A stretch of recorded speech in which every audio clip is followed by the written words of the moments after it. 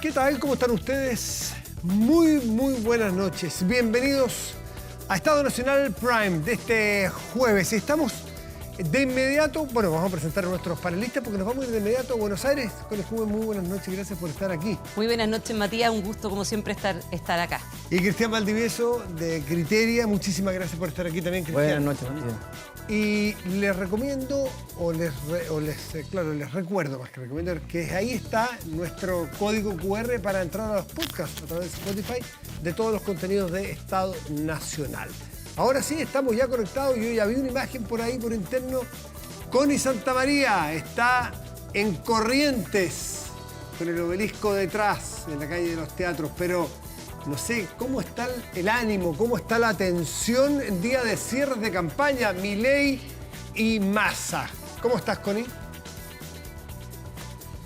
¿Qué tal? Muy buenas noches, Constanza, Cristian, que sé que están ahí en el panel, y a todos los que nos están viendo. Te diría que el ambiente en este momento está un poco bajo, con algo de sufrimiento, porque Argentina acaba de perder 2-0 ante Uruguay en el partido de eliminatoria, que era la preocupación de este momento en los restaurantes, en los bares aquí en la calle Corrientes. La gente estaba dedicada a eso, mirando la pantalla. Eso pasó, los argentinos perdieron, y ahora entonces a otra cosa mariposa, como se dice, sí, y a preocuparse de las elecciones del próximo domingo. Y hoy día estamos a una hora, a esta hora nos falta una hora para que se cierre el periodo de campaña electoral y que entre el periodo de silencio electoral de aquí al domingo. Y hoy día, Matías, ambos candidatos entonces realizaron sus cierres de campaña de dos maneras bien diferentes, realmente casi opuestas. El primero, el que lo hizo más temprano, fue Sergio Massa, el candidato oficialista, el ministro de Economía, que eligió hacer un acto más bien acotado, cerrado, donde no participó ni fue convocada la prensa, aquí en Buenos Aires, en la Escuela Superior de Comercio Carlos Pellegrini, que es una escuela secundaria pública, una de las más prestigiosas, algo así como nuestro Instituto Nacional, o como fue en algún momento el Instituto Nacional. Bueno, ese fue el lugar elegido por Sergio Massa para su acto de cierre, reunirse con los estudiantes. Eran decenas de estudiantes que lo recibieron en el colegio, que lo escucharon, no tuvieron posibilidad de hacer preguntas. A ellos le habló de la educación pública, de la importancia de defender la educación pública, que ha sido una bandera de lucha del candidato oficialista, y además esto lo hace en respuesta a la propuesta de los vouchers de Javier Milei, que el candidato de La Libertad Avanza aquí lo promueve como el gran sistema educacional chileno. Bueno, para muchos seguidores de Massa, si Javier Milei llegara a ganar el domingo, la educación pública argentina podría estar en riesgo. Este fue el tema central de la exposición de Sergio Massa a estos estudiantes de secundario. La mayoría no votan, pero salieron bastante entusiasmados, encantados con todo lo que les dijo Sergio Massa, defendiendo, por supuesto, incluso haciendo gritos, defendiendo la educación pública. Hubo momentos de emoción cuando, por ejemplo, el candidato estaba rodeado por estudiantes que le cantaban "Massa presidente". Estamos en vivo, así que entre medio la gente aquí también está lanzando su favoritismo por uno u otro candidato. Connie, dime una cosa. Exactamente. Bueno, pero entonces, sí. Es que la vez pasada, en la primera vuelta, cerró también en una cosa muy reducida, con gente muy cercana en la rural de Buenos Aires. O sea, no optó por las masas, Sergio Massa, disculpen la cacofonía y la redundancia. La pregunta es que nadie lo cuestiona porque haga un acto de cierre de campaña en un colegio público. Aquí sería, no me imagino nunca, o no me imaginaría nunca, un candidato que lo dejen entrar a un colegio público, al Instituto Nacional, por ejemplo, a hacer un cierre de campaña. Pero, bueno, es tan distinta la política ahí, pues. Sí.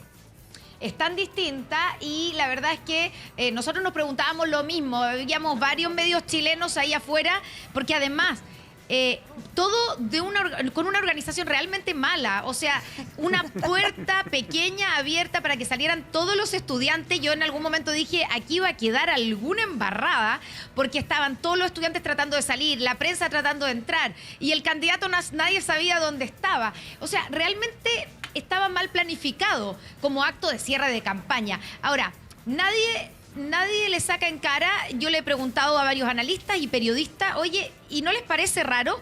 Y me he contestado precisamente, bueno, pero en el cierre de campaña de la primera vuelta hizo lo mismo, como tú decías, con un grupo de trabajadores en una fábrica, ¿cierto? En Pilar. Ese fue su cierre de campaña y la tesis que hay detrás es que lo que quiere él primero es demostrar que no necesita rodearse de masas, valga la redundancia con su nombre, y también que quiere demostrar de alguna manera y darle prioridad a sus temas, a los temas que son prioritarios para él, como en ese momento fueron los trabajadores de todo tipo y hoy día es la educación pública, hacer estos encuentros como temáticos. Ahora, los analistas con mayor distancia, que no son, digamos, cercanos a Massa, te dicen también que aquí hay una estrategia para proteger a Massa, porque te dicen, oye, salen a la calle o hace un acto muy masivo y le gritan consignas. Estamos hablando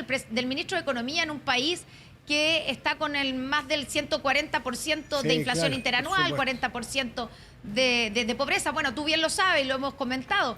Entonces, es muy fácil que le griten y no quieren que se viralice, por ejemplo, alguno de esos momentos o algún momento incómodo para Sergio Massa justo a pocos días de la elección. Eso también es una de las tesis que parece, digamos, más lógica. Oye, logramos justamente cuando sale el candidato a hablar con él, porque la verdad que ha sido muy difícil conversar con Sergio Massa, ha estado muy esquivo. Fue muy difícil, nos abrimos camino entre los micrófonos y logramos preguntarle, decirle que veníamos de la televisión chilena y preguntarle cómo serían las relaciones con Chile si es que él llega a la Casa Rosada. Escuchemos lo que nos dijo el candidato oficialista, que fue lo último que habló hoy día en su cierre de campaña. Para la televisión de Chile, para la televisión de Chile. Muy grande a todos los hermanos chilenos. ¿Cómo va a ser la relación con Chile si es que ganas el domingo? Excelente. Bueno, excelente, excelente. Eso es lo que dice. ¿Cómo van a ser las relaciones con Chile? Es esperable la respuesta de Sergio Massa. Pero, Matías, eso fue lo último que dijo, porque después de eso se fue raudamente, casi nos fuimos nosotros colgando detrás y se guardó. Eso con Sergio Massa. Sergio Tomás, como le dicen. Constanza Juve te quiere hacer preguntas. No, muy buenas noches, Connie. No, preguntarte quizás también como por el pulso que se está viviendo. Bien, todo bien acá, viendo que estamos empatados a 0 por ahora, Chile con Paraguay. Preguntarte quizás también por el cierre de campaña. Estamos mejor que los argentinos, entonces. En todo caso, y además con Bielsa dirigiendo Uruguay tiene que haber sido como doble estocada para los argentinos. Así que, ¿cómo ves el pulso en el fondo de las calles en ese sentido? ¿Hay un ambiente como tenso de campaña? ¿Cómo se vio quizás también el cierre de campaña Javier Milei? Preguntarte quizás un poco de eso. Mira, las calles de Buenos Aires, y hoy día yo estuve, por ejemplo, en Tigre, que es la cuna política de Sergio Massa, que queda como a 35 kilómetros de acá. Hemos estado preguntándole a la gente y la sensación en general es de incertidumbre. Nadie se atreve, te dicen, por primera vez la principal novedad de esta elección es que nadie sabe y nadie se atreve a decir qué es lo que va a pasar el próximo domingo. Y que hay mucha gente que no está contenta con ninguno de los dos candidatos y que está optando por, digámoslo así, el mal menor. Y también una característica de esta elección también a la que no están acostumbrados los argentinos es que primera vez que no tenemos el clivaje clásico de peronista o antiperonista.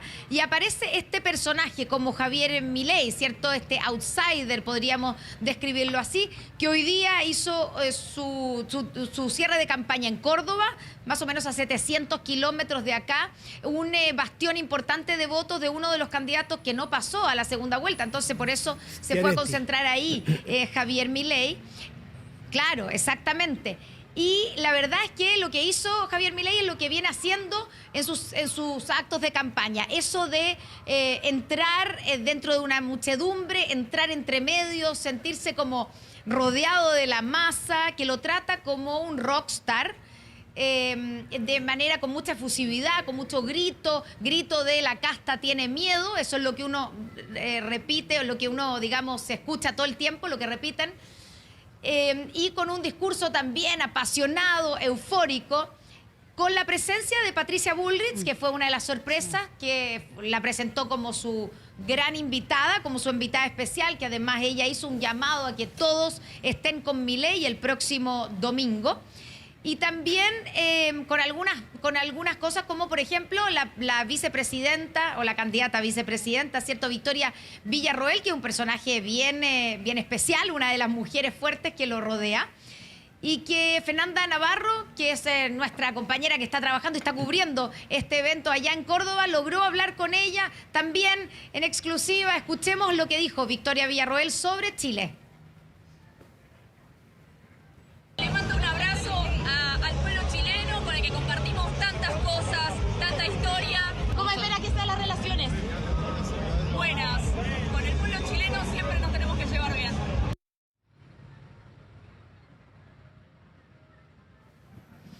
Con el pueblo chileno siempre nos tenemos que llevar bien, dice Victoria Villarroel. Recordemos, Connie, porque que evidentemente... que quien sea vicepresidente será presidente del Senado. Ese es el papel que juegan en Argentina. Cristian Valdivieso, ¿tú quieres hacer una pregunta, Connie, que está con nosotros? Hola, Connie. Oye, Hola, Cristian. Después de la elección y la sorpresa que dio Sergio Massa sacando un 37%, que fue una derrota del peronismo, pero fue impensado en relación a lo que se proyectaba, Massa quedó bastante bien plantado de cara a la segunda vuelta, porque fue la sorpresa inesperada. Y después tuvimos hace pocos días el debate final, donde lo que se vio fue a un Massa bastante más empoderado, mejor parado, más estivado, y a un Milei que no le fue muy bien. Pero parece ser que las encuestas hoy día no están reflejando una superioridad de Massa. ¿Qué están diciendo las encuestas? Yo he escuchado de todo, y varias incluso que están dando a Milei. Mira, tengo el dato aquí, porque aquí obviamente durante el silencio electoral ya no hay más encuestas, pero igual se hacen las encuestas, como ustedes saben, obvio, ¿cierto? Y mañana debieran salir algunas que son las más confiables, según lo que me han dicho mis fuentes aquí, pero tengo un adelanto. Hay por lo menos dos encuestas que muestran, dos encuestas de las confiables, que muestran a Milei arriba por 3 puntos. Mira. No, por ahí. Sí. Esa es una información fresquita que me llegó hace poco rato. Ahora son 3 puntos. Todo el mundo sabe que esto va a ser estrecho, pero estaría liderando las preferencias Milei en estas dos encuestas. Mañana probablemente vamos a tener más información y más encuestas que muestren si esto es la tendencia o no.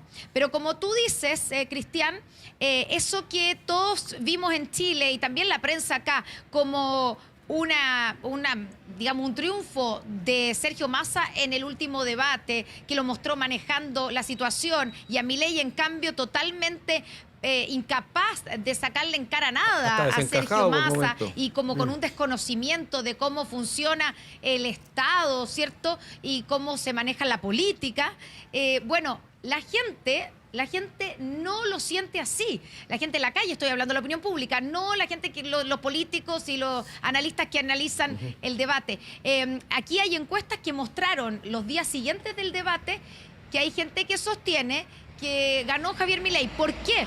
Porque dicen que Milei logró controlar su ira, que es su talón de Aquiles. Claro. Mientras que Sergio Massa no pudo controlar su soberbia, y que se le vio haciéndolo incluso como bullying a Javier Milei, y eso le habría jugado en contra, fíjense.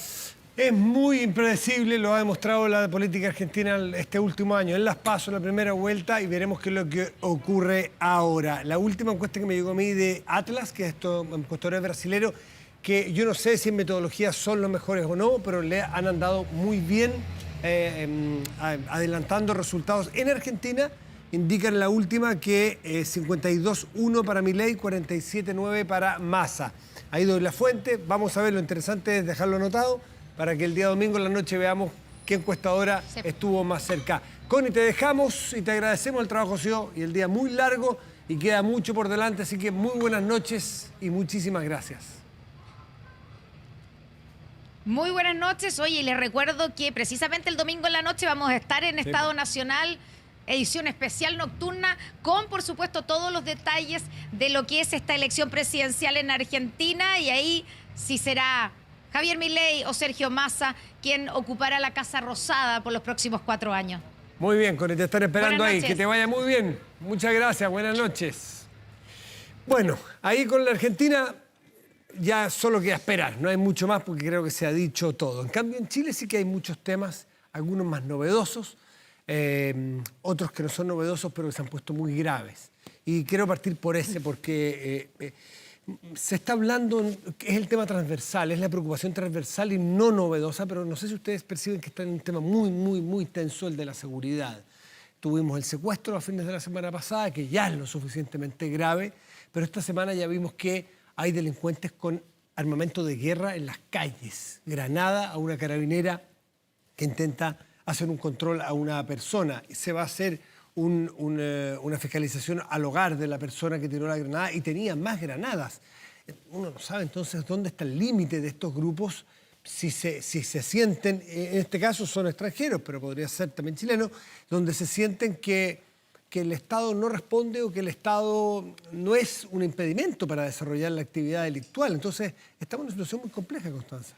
Sí, o sea, estamos en una situación donde el miedo se hizo costumbre. O sea, hoy día tú tienes, y esto quizás Cristian nos puede ayudar un poco más con el tema de encuestas, pero de personas que los chilenos han ido cambiando sus hábitos producto del tema de la seguridad.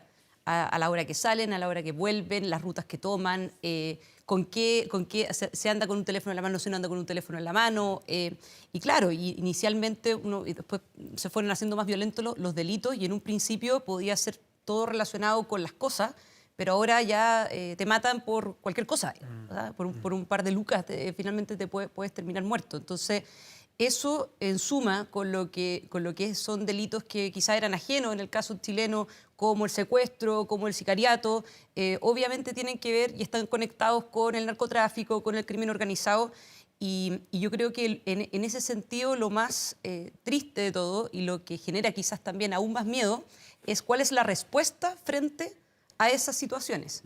Porque, claro, ahí yo creo que es muy complicada, por ejemplo, la declaración de la ministra Toá, que por supuesto no por su reemplazo. Yo sé que hay muchos parlamentarios que están pidiendo su salida, pero no es una declaración desafortunada decir de que en realidad se privilegió pagar un rescate en el caso de un secuestro como asumiendo de que el gobierno o que el Estado simplemente no puede funcionar. O sea, desde ese punto de vista, por lo menos lo que me pasa a mí, y creo que en general está pasando a los chilenos, hay mucho miedo respecto del problema de seguridad que tenemos, pero por sobre todo hay un miedo en términos de quién se va a hacer cargo de esto. Porque si la respuesta que te entrega la institucionalidad es que en caso de un secuestro paguemos el rescate, porque en realidad estamos sobrepasados, o que frente a la migración ilegal la respuesta sea un perdonazo, o en realidad, bueno, estamos expulsando poca gente, pero bueno, ya el gobierno anterior también expulsó poca gente. Si ese es el relato al final del día, yo creo que eso termina siendo más, eso termina generando más miedo que el miedo a la inseguridad que hoy día tenemos. Cristian, y la respuesta del Estado, que parece muy insuficiente, uno pudiera esperar, y no sé qué te indican tu estudio, tu mirada, es que entonces, ¿qué pudiera esperar como que la gente percibe que debe ser la respuesta? A lo mejor que hay intención de empezar a reemplazar, empezar la defensa a la mano propia, cuando dice, mira, yo voy a tener que andar armado. O sea, ¿empieza a aparecer en tus estudios en que la gente quiere dar respuestas distintas ante el miedo o no? Pues sería en principio de un camino muy fatal ese. Bueno, es que yo creo que ese camino ya empezó y empezó hace un buen rato y ya lo estamos recorriendo, Matías. Es probablemente un camino largo, con un trecho importante, pero hemos avanzado. Mira, ya en 2010, en los grupos bajos de la población, el narcotráfico era uno de los problemas centrales y de las preocupaciones importantes.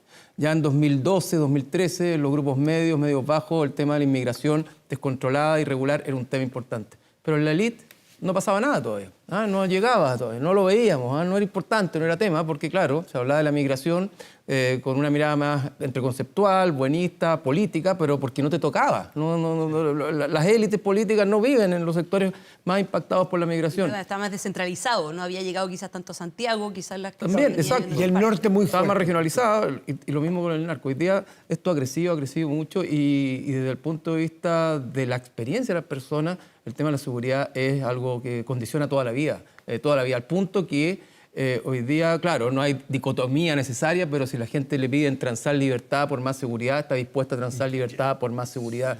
Al punto que la otra vez yo mostraba una encuesta donde el 55% de la población decía que Chile estaba peor o mucho peor que el resto de América Latina en materia de seguridad y delincuencia. Cosas que no se condicen necesariamente con los hechos objetivos, pero subjetivamente ha sido muy, pero muy violento. Por otro lado, la desconfianza que hay en los tribunales de justicia es tremenda. Y eso ya es un problema institucional. Cuando tú me preguntas la respuesta del Estado, la gente no está percibiendo que puede encontrar respuesta en el Estado. Mucha gente no está haciendo denuncias ya. Y ahí aparece esta lógica por dos lógicas. Una, en términos políticos, de la demanda por una suerte de líder, tipo Bukele, que ponga foco en la mano dura, de que no importen las libertades, sino que importe encerrar a las es el modelo extremo. El modelo extremo.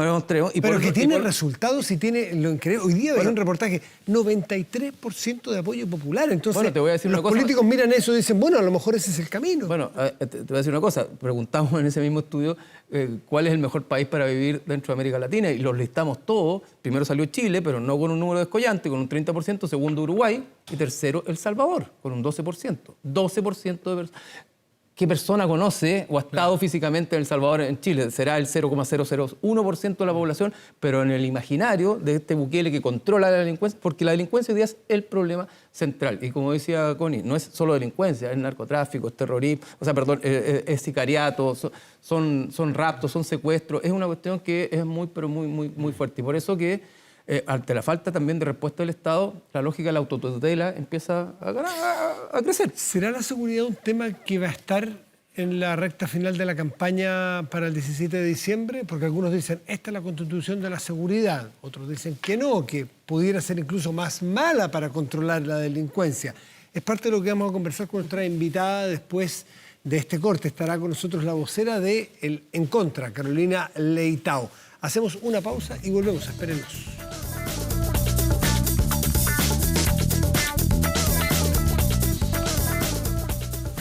Si no puedes tener el control de tu empresa desde cualquier parte y en línea, Kame ERP es para ti. Facturación electrónica, integración con bancos, flujos de caja, remuneraciones, todo en un solo lugar y mucho más, desde 12 UF al año. Toda la información en kame.cl o en comercial@kame.cl, Kame con K de kilo. La anunciábamos, ahora la presentamos, Carolina Leitao, que es vocera del Comando Chile en Contra. Para aclarar de inmediato, por si alguien dice, pero ¿cómo? ¿Y la alcaldesa qué hora da?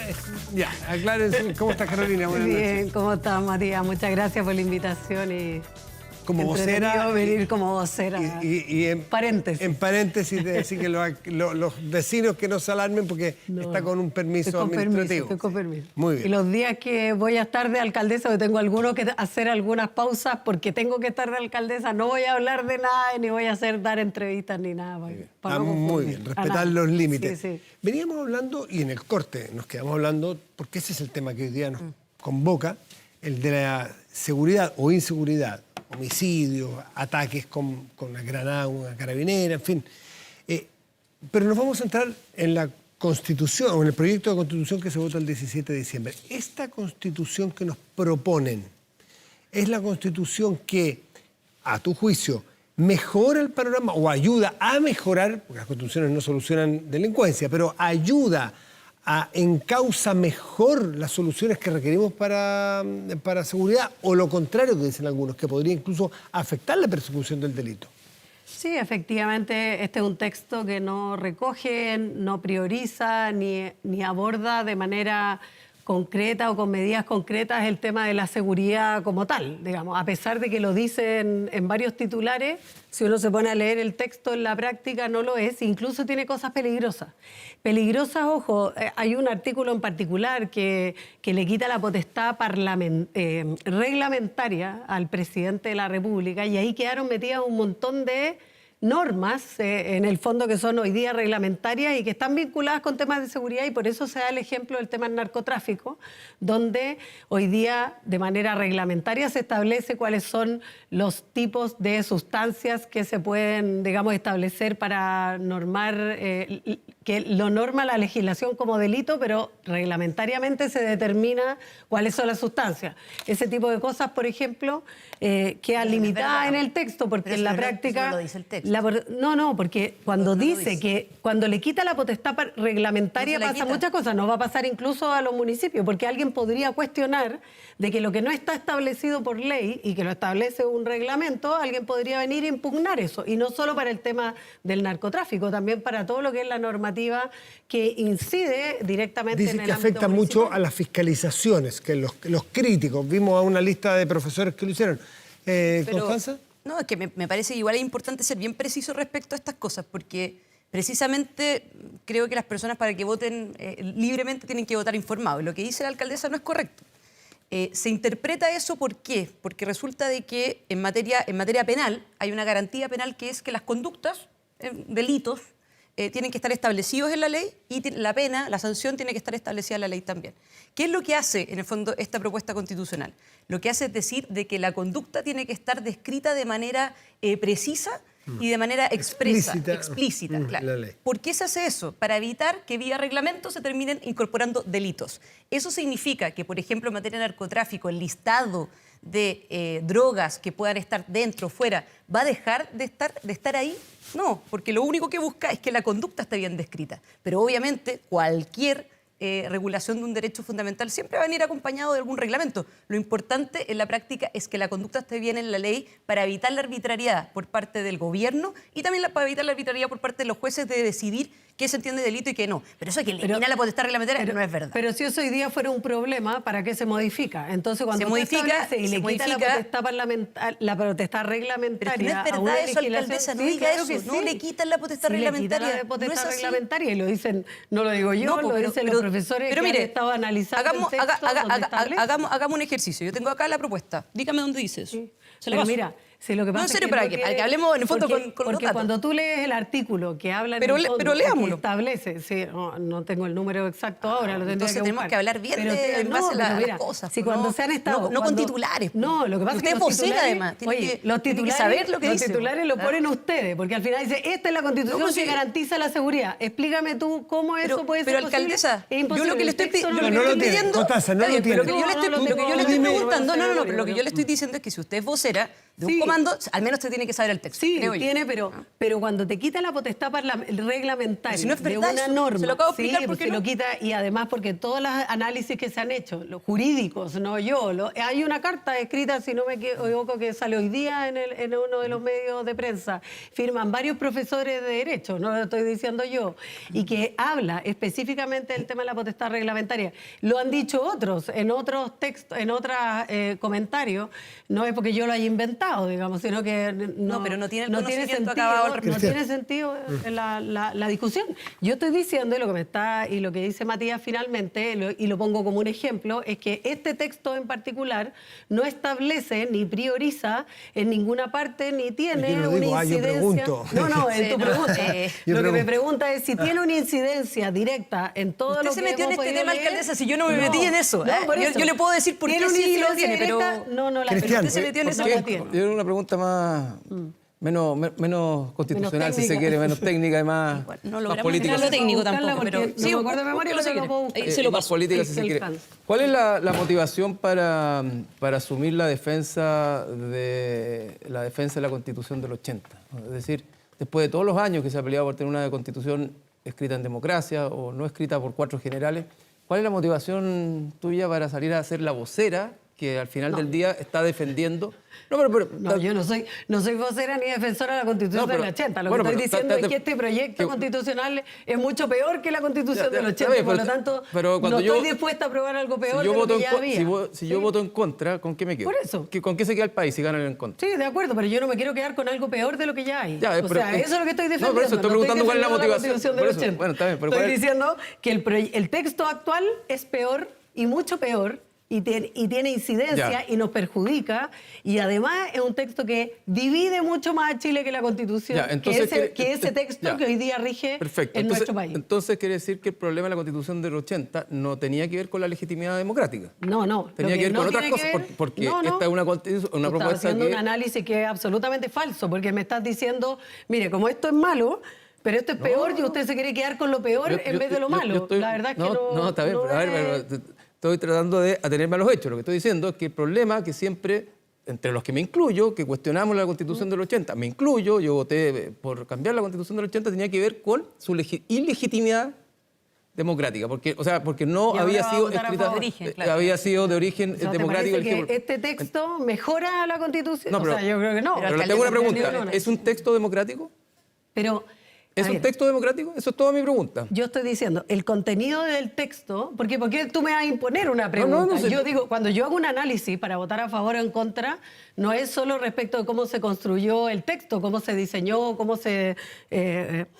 quiénes participaron. Yo no he dicho que no es democrático, por algo tenemos una elección y vamos a poder elegir del texto si nos gusta o no nos gusta. A mí no me gusta, me parece que es un texto que nos divide, que no es que nos une como se nos prometió, me parece que es un texto que nos perjudica en muchas materias, me parece que es un texto que deja atrás muchos avances que habíamos logrado en muchas materias y me parece que es un texto que no representa al menos el cambio por el cual yo también estuve, que se quería de un cambio Carolina. constitucional.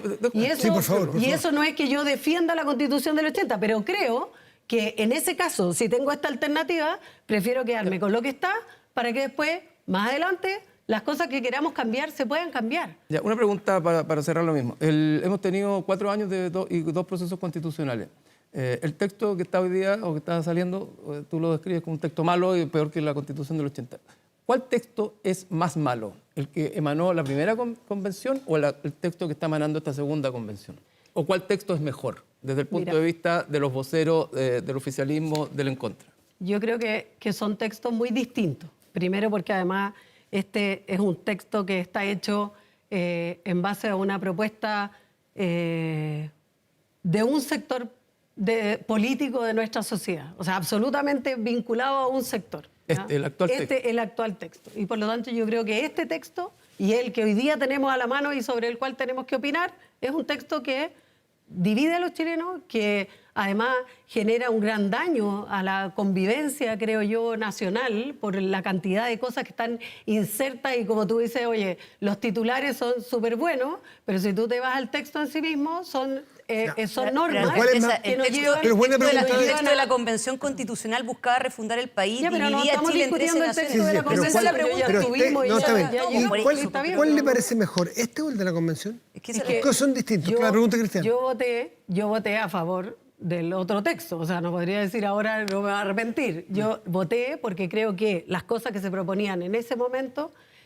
eran mucho mejor para ese momento político y que podían llevarnos a avances en las cosas que nosotros queríamos y en los cambios que queríamos hacer. Y si ustedes al menos mal no recuerdan, en mi caso, una de quienes propusimos un cambio constitucional justamente para avanzar y salir de la crisis social y política que estamos viviendo, fuimos los alcaldes. ¿Y no y le alcaldes. parecía que la de la convención también era, porque usted dice, esta es la imposición de un sector sobre otro? Para hacer las comparaciones, ¿la de la convención fue la imposición de uno sobre otro o no? Sí, yo creo que efectivamente ¿Y por qué en ese momento- o sea, una mayoría que se impuso ahí y es parte de lo que hemos hablado todos. O sea, Y si aprendamos hoy- de los errores. y si hoy ese es un tratar fac- de imponer una mayoría en algo que no era, o sea, en cosas o en temas que no eran Que mi punto es, mayoritarios. ¿hasta- Por algo hasta qué ganó momento- el rechazo. O sea, la yo pregunta- no podría desmerecer eso. Sí, digamos, ¿no? la pregunta es hasta qué punto estamos mirando el mérito de los textos, el de entonces y el de ahora, y cuánto hay de identidad o identitarismo, no sé si se puede usar esa palabra, no sé si existe. Identitario, ¿qué tan identitario es? ¿Qué tan identitario es? Claro. La votación, porque usted dice, ahora yo no puedo votar a favor de una constitución que un sector le impone al otro porque divide al país. Y usted dice que el pasado, la convención, pasó lo mismo. Hoy este es un factor Sí, que pero le por impide su votar a favor contenido. y antes no le impidió votar a favor. Entonces, Sí, y esto porque- pasa para los dos lados, en que se mira poco el texto, el mérito de algo que nos va a regir 40 No, o porque 50 años eventualmente. Cuando yo te digo que divide al país es porque en su contenido y en las cosas que establece son cosas que no son que no están pensando en las personas, en los ciudadanos, o sea, cuando establece normas que son completamente populistas, cuando establece normas que de alguna manera lo que hacen es perjudicar a los ciudadanos, cuando establece normas que impiden avanzar en temas que yo creo que ya esta sociedad había decidido avanzar, cuando establece normas como por ejemplo en el tema medioambiental o en los mismos temas de probidad que tanto se habla en estos días, o cuando establece normas y que no avanza en nada de eso porque quiere proteger determinados sectores económicos, quiere proteger a determinados privilegios, quiere proteger a la persona más rica. Entonces tú me dices... Constanza. No, yo creo que, o sea, primero tengo varias preguntas pendientes a propósito, ¿cierto?, de los titulares de lo que estamos hablando, pero en términos generales yo creo que hay que aterrizar un poco esto, porque tratar de comparar los dos procesos, a mí por lo menos me parece que es completamente desproporcionado, ¿ya? Y desproporcionado por temas que son, de hecho, fácticos objetivos, ¿ya? Uno es el tema, por ejemplo, las votaciones unánimes y las votaciones que tienen mayoría. ¿Sabe cuántas votaciones unánimes hubo en el proceso de la Convención Constitucional? 0,3%. ¿Sabe cuánto hubo en esta? 46%. Si uno lo mira también en términos de lo que es la definición de bordes, este proceso constitucional tuvo 12 bordes que fueron acordados transversalmente, desde el Partido Comunista a la UDI, de contenido. Sí, los 12 bordes, déjeme terminar. ¿Me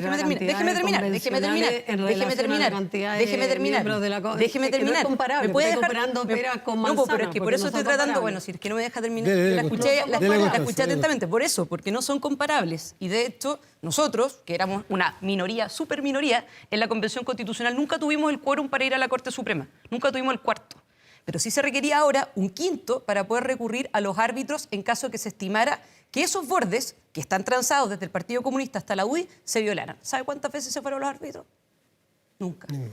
No se fueron. ¿Por qué? Porque se respetan los bordes. Entonces, yo creo que es importante tener... una mayoría yo creo que es importante... Los árbitros podían... No había mayoría abrumadora. Los árbitros podían ir de oficio. Sí, y los árbitros estaban divididos mitad y mitad.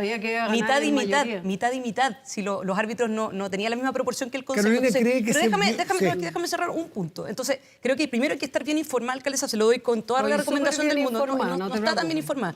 Y lo segundo, ¿usted cree que este texto no innova respecto al tema de probidad? ¿No innova el tema de probidad? Bueno, lo dijo el Contralor, no lo dije yo. Cuando fue lo escuché, vi el video completo. Sí, ¿y la muerte cívica, por ejemplo, los condenados por delitos de corrupción, eso no le parece un avance? No, pero para nada. Pero mira, es que tú puedes decir un titular cuando dice, oye, la muerte cívica, pero resulta que todas las otras normas que se propusieron, porque además aquí tampoco han comentado todas las cosas que se propusieron para que este texto tuviera y que las propuso la misma comisión de expertos, que es bastante diversa en su composición, que se dejaron todas de un lado, o la gran mayoría de las normas que la prioridad, se preguntando por la prioridad. Por eso, porque muchas de las cosas que se propusieron se dejaron de lado. Entonces, ¿de la prioridad? Sí, por supuesto que sí. Al revés, se profundizó en el Consejo. Y las cosas que se dijeron en el Consejo, que decían respecto específicamente del tema de probidad, como lo dijo el propio Contralor, si no lo dije yo, respecto de esta comisión o establecer este alto... ¿cómo se llama el nombre específico? Esta supraestructura, digamos, que va a regular el tema de la probidad en nuestro país, es solo establecer una institucionalidad que no tiene ninguna bajada, que no tiene ningún borde, nadie sabe quién la va a regular, nadie sabe cómo se va a establecer. Cristian. No, pero a ver, yo que miro esto de afuera porque no soy ni abogado ni mucho menos constitucionalista, digo... Aquí finalmente esto da lo mismo en el texto porque la gente que se identifica con la izquierda y la centroizquierda va a votar en contra de la gente que se identifica. Así es. Lo cual me parece terrible. O sea, imaginémonos que frente a, no sé, al COVID... Pero el texto no da lo mismo. No, da lo mismo. Lo que quiero decir es que constitucionalistas, por su orientación política, hacen una lectura del texto y constitucionalistas de otra orientación hacen otra lectura política. Por lo tanto, no hay ningún acuerdo y, por lo tanto, como expertos, están actuando políticamente. Imaginémonos lo mismo respecto de lo que hubiera sido el COVID. Los médicos de izquierda dicen que hay que hacer esto, los médicos de derecha dicen que hay que hacer lo otro. Una locura. Algo de eso pasó.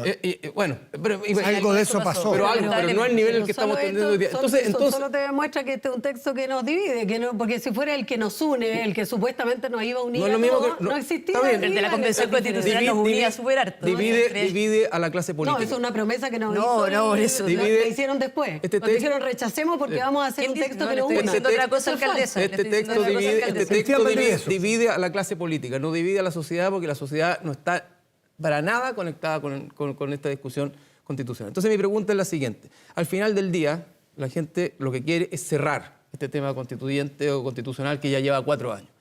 ¿Qué se le dice a esta sociedad que dice quiero cerrar esto cuando estoy diciendo votemos en contra y por lo tanto quedémonos con la Constitución del Y hay que 80? cerrarlo Decirle nomás. lo dejamos abierto una vez más. No, ¿por qué lo va a dejar abierto?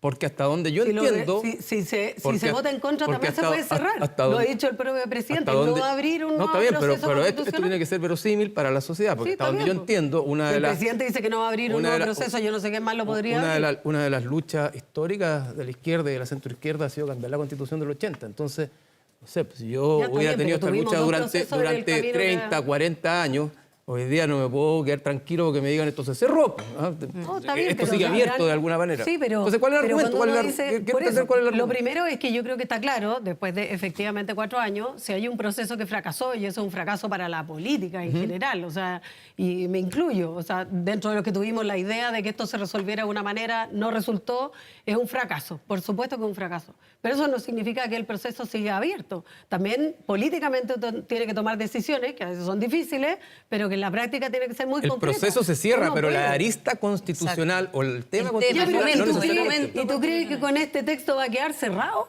O sea que todas las normas que están aquí que perjudican a los chilenos va a dejar tranquilos No, está bien. a las personas de izquierda. No, eso lo o tendrán que más decir los voceros, moderadas. los voceros No, de la favor tendrán que responder no, eso, porque también no, es una duda que está pero instalada, también, sin duda. Sin pero duda, también sin duda. a las personas que estamos en contra. ¿Tú crees que a mí me va a dejar tranquila un texto que beneficia, o sea, que perjudica a todas las comunas de Chile, que además... No sé si es votado, perjudica, por o sea, más del no 50% de la población, yo creo que eso se llama no democracia. me voy a quedar tranquila, porque si vas a dejar a las comunas sin plata, yo por lo menos no me voy a quedar tranquila. Y uno tendrá que seguir hasta que consiga las cosas, o sea, en la vida, cuando uno trata y en el fondo tiene ciertas causas, uno podrá seguir alentando y será por la vía parlamentaria, será por la vía, por lo que sea. Carolina, este proyecto constitucional Anda que por ahí, tiene anda sí, por sí, ahí. sí, que está ahí, Todavía no. Sí, sí, ¿lo dice como un ejemplo al pasar o a usted le parece que es un proyecto que deja a las comunas sin plata?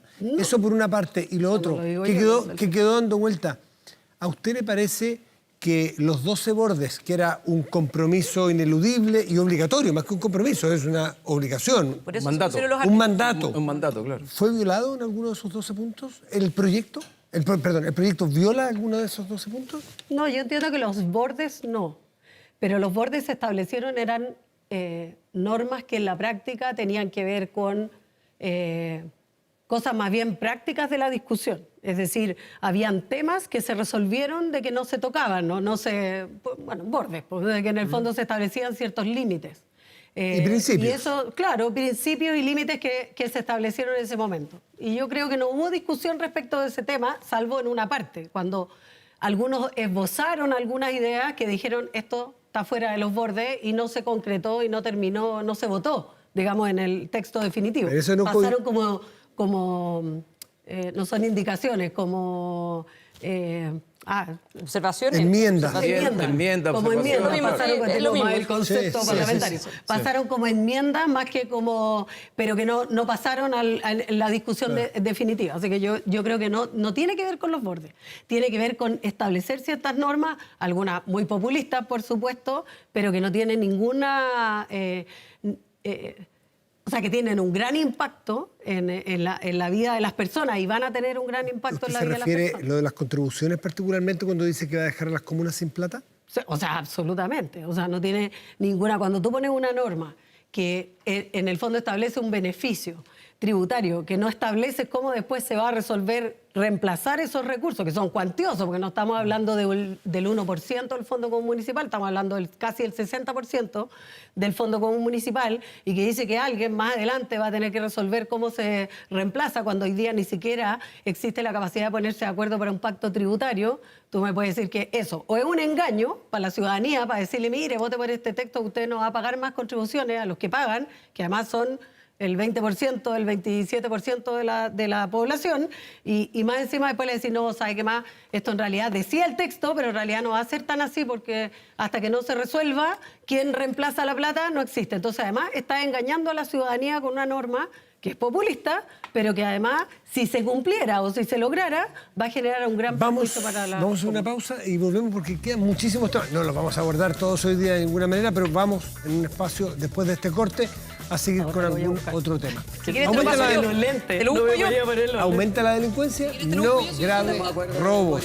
Evítelos con Tepillé, Constanza. Evítelos. La empresa líder en seguridad preventiva con monitoreo de cámaras de seguridad y audio disuasivo en tiempo real. Tepillé protege 24/7 su empresa y también su hogar. No sea usted la próxima víctima y contrátelo en tepillé.cl. Pausa y volvemos.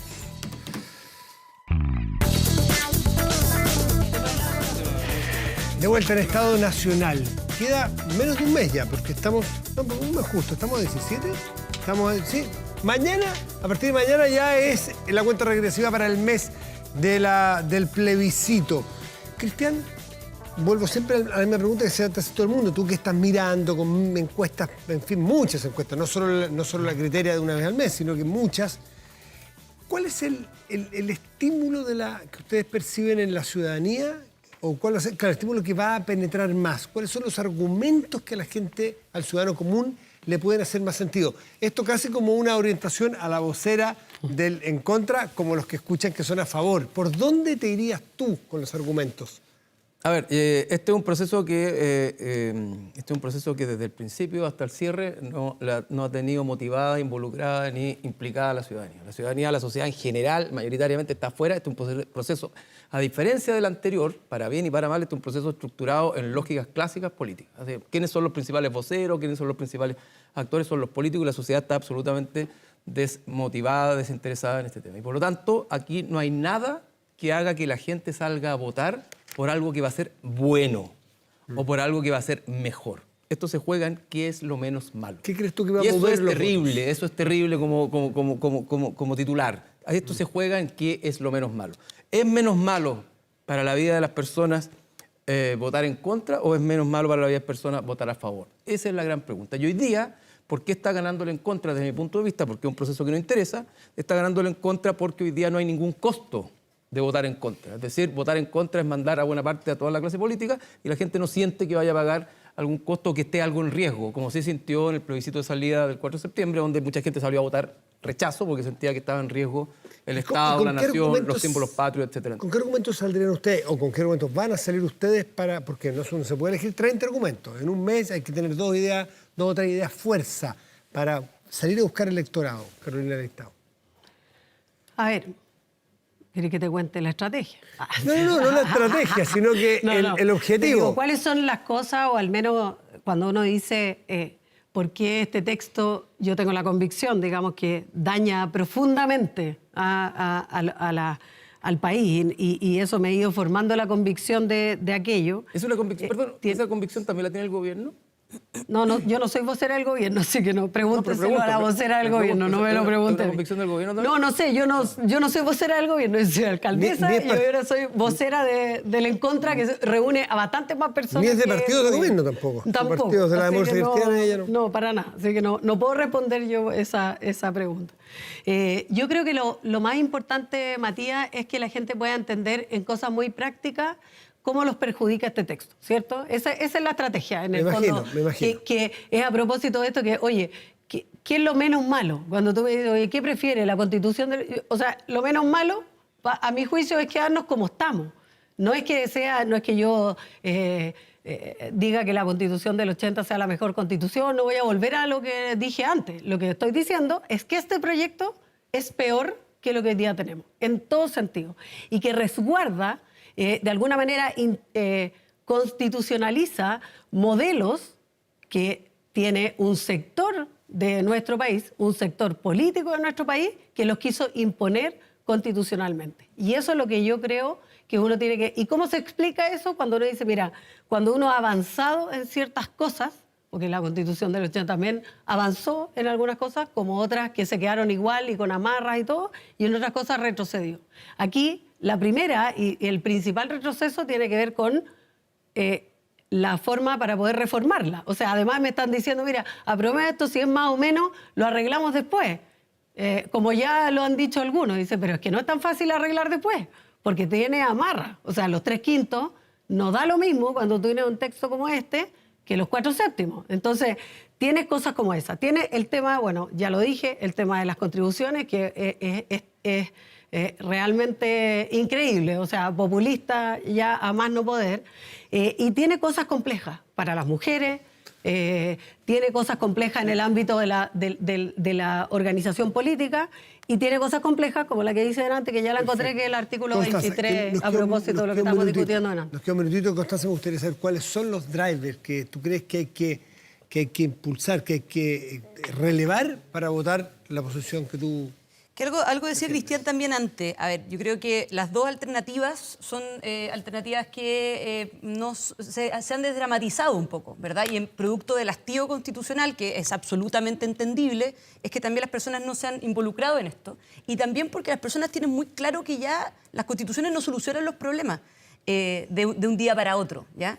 Pero las constituciones sí son importantes. Entonces, en este sentido, yo les diría, al menos como profesora de Derecho Constitucional y también entendiendo que la Constitución vigente es una buena Constitución, pero tiene problemas, especialmente el sistema político. ¿Cuál de las dos alternativas te da mayor estabilidad? ¿Ya?